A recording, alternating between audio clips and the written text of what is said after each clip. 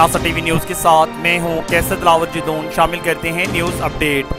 Hasan Abdal assistant commissioner Raja Adnan Anjum का मवेशी मंडी का अचानक दौरा। मवेशी मंडी में बेहतरीन इंतजाम देकर MSC स्टाफ को शाबाश। तफसीलात के मुताबिक ईद उल अज़हा के मुसर्रत मौका पर जहां लोग सुन्नत इब्राहिमी की अदायगी को यकीनी बनाएंगे, वहीं हुकूमत पंजाब की हिदायत पर आवाम को अच्छे और सरकारी रेट पर जानवरों को फरोख्त के हवाले से मवेशी मंडी सजा दी गई। असिस्टेंट कमिश्नर हसन अब्दाल अदनान अंजुम राजा ने GT रोड नज़द कैडेट कॉलेज पर लगाई गई मंडी मवेशियाँ का अचानक दौरा किया, जहाँ MSC स्टाफ के दिन रात मेहनत से सजाई गई मंडी का मुआयना किया।